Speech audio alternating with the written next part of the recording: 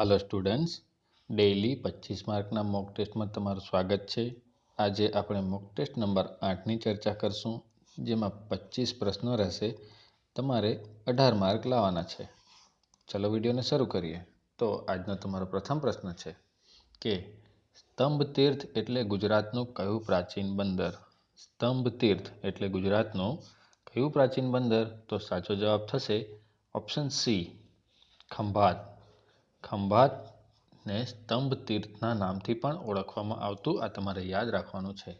ખંભાતની વાત આવે એટલે બે રાજાઓના નામ યાદ આવે, એક તો અકબર અને બીજો જહાંગીર। આ બંને કેમ યાદ આવે? તો આ બંને સૌપ્રથમ દરિયા કિનારો જોયો હતો। શું જોયું હતું?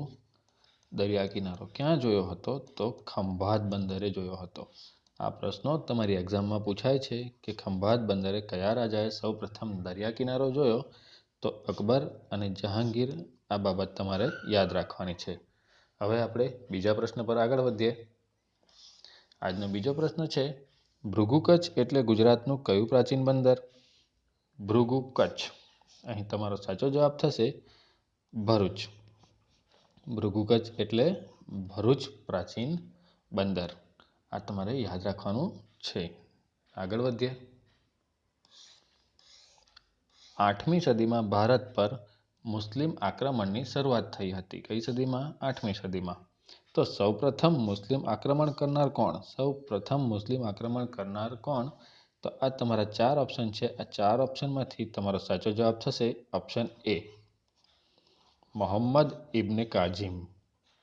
મોહમ્મદ ઇબ્ને કાઝિમ સૌપ્રથમ મુસ્લિમ આક્રમણ કરનાર હતો। તેણે ભારત પર આક્રમણ તો કર્યું હતું, પણ લૂંટના ઈરાદાથી।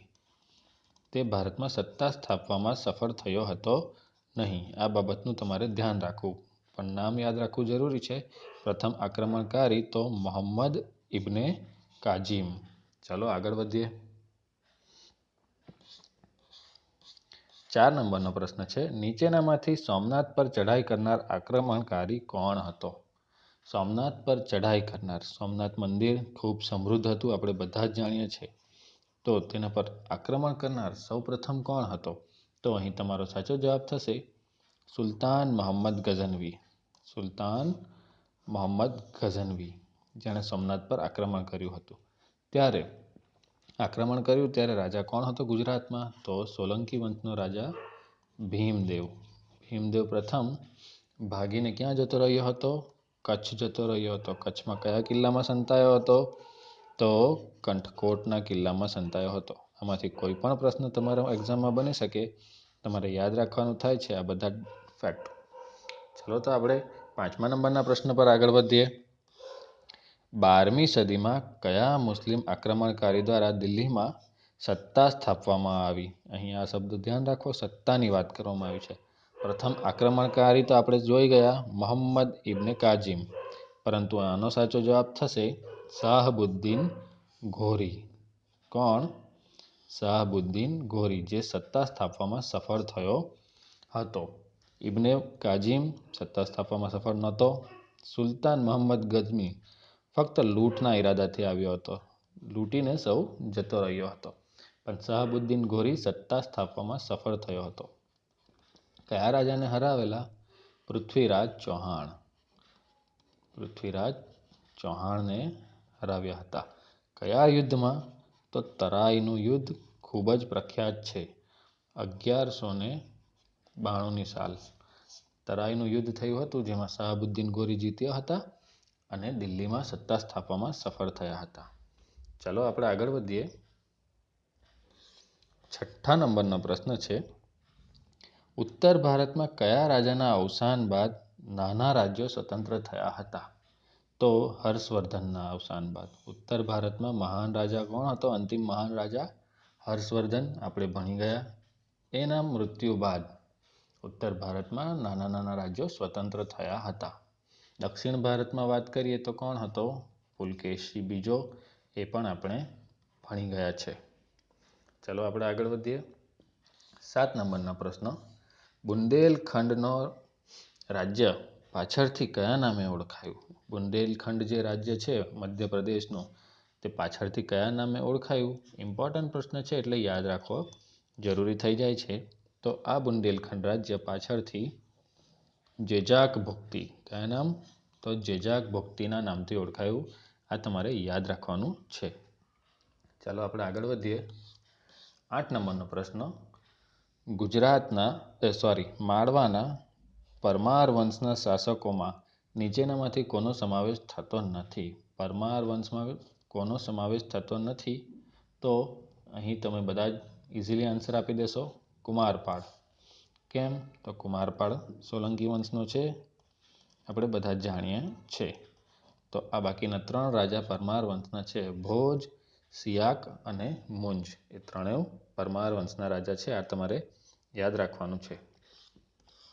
9 નંબરનો પ્રશ્ન છે કે 8મી સદીમાં બંગાળમાં કયા વંશનું શાસન હતું? બંગાળની વાત કરીએ એટલે તમારો આન્સર આવવો જોઈએ પાલ વંશ. કયો વંશ? પાલ વંશનું શાસન હતું. પાલ વંશનો સૌપ્રથમ રાજાનું નામ પણ તમારે યાદ રાખવાનું છે, ગોપાલ. સૌથી પ્રતાપી સૌપ્રથમ રાજા ગોપાલ. આટલું તમારે યાદ રાખવાનું છે. પાલ વંશ ક્યાં? બંગાળમાં. ચાલો આપણે આગળ વધીએ. 10 નંબરનો પ્રશ્ન જોઈએ. ભારતમાં દિલ્હી સલ્તનતનો શાસનકાળ જણાવો. ઇમ્પોર્ટન્ટ પ્રશ્ન છે, એક્ઝામમાં પૂછાઈ પણ ચૂક્યો છે કે દિલ્હી સલ્તનતનો શાસનકાળ જણાવો. તો અહીં સાચો જવાબ થશે ઓપ્શન એ, ઈસવીસન 1206 થી 1526. ઈસવીસન 1206 થી 1526 દિલ્હી સલ્તનત ભારતમાં રાજ કર્યું હતું.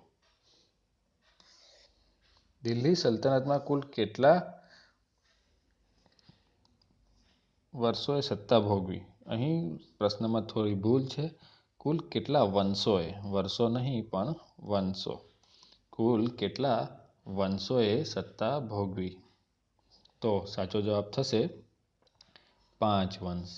કયા 5 વંશ? તે આપણે આ વિડીયોમાં આગળ ભણવાના છે. પણ એટલું યાદ રાખવું કે 5 વંશોએ દિલ્હી સલ્તનતમાં ભારતમાં સત્તા ભોગવી હતી. ચલો આગળ વધીએ. પ્રશ્ન નંબર 12, ગુલામ વંશનો સૌપ્રથમ શાસક કોણ હતો? અહીં ગુલામ વંશ જોઈને તમે સમજી ગયા હશો કે દિલ્હી સલ્તનતનો સૌપ્રથમ વંશ કયો? તો ગુલામ વંશ. અને ગુલામ વંશનો પ્રથમ શાસકની વાત કરવામાં આવે તો કુતબુદ્દીન ઐબક. કુતબુદ્દીન ઐબક એ ગુલામ વંશનો પ્રથમ શાસક હતો. કુતબુદ્દીન ઐબક કયા સ્થાપત્ય માટે પ્રખ્યાત છે? તો તમે બધા જાણતા હશો કુતુબ મિનાર માટે. કુતુબ મિનાર, જાણે કુતબુદ્દીન ઐબકે આ કુતુબ મિનાર બનાવવાની શરૂઆત કરાવી હતી. કુતુબ મિનારની ઊંચાઈ તમે જાણતા હશો, અને ન જાણતા હો તો નોટ કરી લેજો, 72.5 મીટર. 72.5 મીટર ઊંચો છે આ કુતુબ મિનાર. ક્યાં આવેલો છે? દિલ્હીમાં. કોણે બંધાવેલો? તો કુતબુદ્દીન ઐબક. જે કોણ છે? તો ગુલામ વંશનો સ્થાપક છે. શાહબુદ્દીન ગોરીએ પૃથ્વીરાજને હરાવીને પોતાના એક ગુલામને અહીં શાસન કરવા માટે મૂકી ગયા હતા. એ ગુલામ કોણ? તો કુતબુદ્દીન ઐબક. 13 નંબરનો પ્રશ્ન, ગુલામ વંશના કયા શાસકે સત્તાને સર્વોપરી બનાવવા ચહેલગાનની એટલે કે 40 તુર્ક અમીરોના દળની રચના કરી? ઇમ્પોર્ટન્ટ પ્રશ્ન છે. આ 40 તુર્ક અમીરોના દળની રચના કોણ કરી હતી? સાચો જવાબ થશે તમારો ઓપ્શન બી, ઇલ્તુમિશ. ઇલ્તુમિશે આ 40 તુર્કના અમીર દળોની રચના કરી હતી. કુતબુદ્દીન ઐબક શાસન પર આવ્યા પછી તેનું મૃત્યુ થયું હતું. એના મૃત્યુ પછી દિલ્હીની ગાદીએ તેનો જમાઈ ઇલ્તુમિશ આવ્યો હતો. આ ઇલ્તુમિશે જ કુતુબ મિનારનું કામ પૂર્ણ કરાવ્યું હતું. શરૂ કરાવનાર કુતબુદ્દીન ઐબક, પૂર્ણ કરાવનાર ઇલ્તુમિશ. એ કોણ હતો? એનો જમાઈ. કુતબુદ્દીન ઐબક પછી ગાદીએ આવ્યો હતો તે.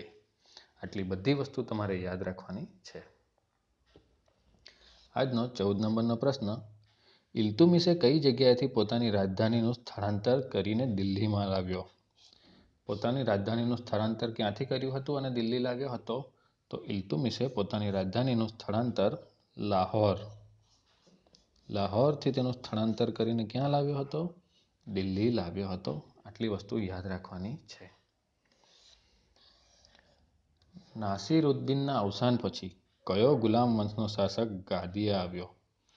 15 નંબરનો પ્રશ્ન છે કે નાસિરુદ્દીનના અવસાન પછી કયો ગુલામ વંશનો શાસક ગાદીએ આવ્યો?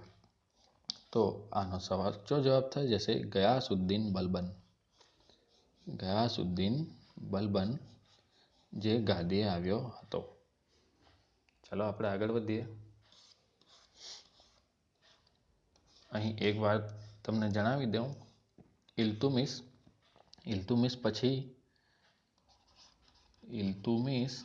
અને તેના પછી ગાદીએ કોણ આવ્યું હતું? તો રઝિયા સુલતાન, ભારતના પ્રથમ સ્ત્રી શાસનકર્તા રઝિયા સુલતાન, અને તેના પછી આવ્યો હતો આ નાસિરુદ્દીન. આટલી બાબતો તમારે ધ્યાન રાખવાની છે.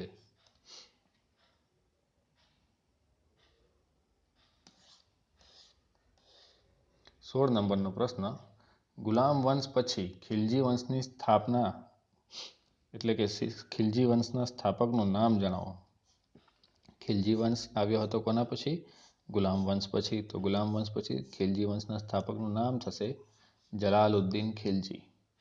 સાચો જવાબ થશે ઓપ્શન એ જલાલુદ્દીન ખિલજી. 17 નંબરનો પ્રશ્ન, જલાલુદ્દીન ખિલજી બાદ દિલ્હીની ગાદી પર કોણ આવ્યું? તો જલાલુદ્દીન ખિલજી બાદ દિલ્હીની ગાદી પર આવ્યા હતા અલાઉદ્દીન ખિલજી. પદ્માવતીવાળા અલાઉદ્દીન ખિલજી. આ તમારે યાદ રાખવાનું છે. હવે 18 નંબરના પ્રશ્નની ચર્ચા કરીએ. તો સૈન્યના ઘોડા અને સૈનિકોને વિશિષ્ટ ઓળખ માટે દાગ અને ચહેરા પદ્ધતિની શરૂઆત કરાવનાર કોણ? આ દાગ અને ચહેરા પદ્ધતિની શરૂઆત કરાવનાર પણ હતા આપણા અલાઉદ્દીન ખિલજી. ખિલજી વંશના બીજા રાજા એવા અલાઉદ્દીન ખિલજી. પ્રથમ રાજા જલાલુદ્દીન ખિલજી અને બીજા રાજા અલાઉદ્દીન ખિલજી. આ તમારે યાદ રાખવાનું છે. અને આ દાગ અને ચહેરા પદ્ધતિ કોણે શરૂ કરાવી? તો અલાઉદ્દીન ખિલજીએ કરાવી. આ પણ તમારે યાદ રાખવાનું છે. આજનો 19 નંબરનો પ્રશ્ન છે કે ખિલજી વંશ પછી દિલ્હીની ગાદી પર કયા વંશનું શાસન હતું?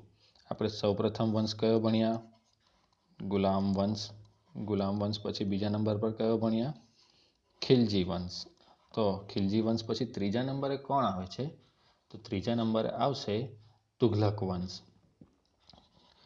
તુઘલક વંશ એ દિલ્હી સલ્તનતનો ત્રીજા નંબરનો વંશ હતો. આ તમારે યાદ રાખવાનું છે. તો આનો સાચો જવાબ થશે ઓપ્શન બી તુઘલક વંશ, જે ખિલજી વંશના પછી દિલ્હીની ગાદી પર આવ્યો હતો. 20 નંબરનો પ્રશ્ન, દિલ્હીની ગાદી પર તુઘલક વંશની શરૂઆત કરાવનાર કોણ? દિલ્હીની ગાદી પર તુઘલક વંશની શરૂઆત કરનાર કોણ હતો? તો અહીં તમારો સાચો જવાબ થઈ જશે ગયાસુદ્દીન તુઘલક. ગયાસુદ્દીન તુઘલક, જેણે દિલ્હીની ગાદી પર તુઘલક વંશની સ્થાપના કરી હતી. 21 નંબરનો પ્રશ્ન, કયા શાસકે રાજધાની દિલ્હીથી સ્થળાંતર કરીને બાદ દૌલતાબાદ લઈ ગયો હતો? દિલ્હીથી રાજધાની હટાવીને ક્યાં લઈ ગયા હતા? દૌલતાબાદ. આ તુઘલક વંશના એક શાસક છે, તેમનું નામ છે મોહમ્મદ બિન તુઘલક.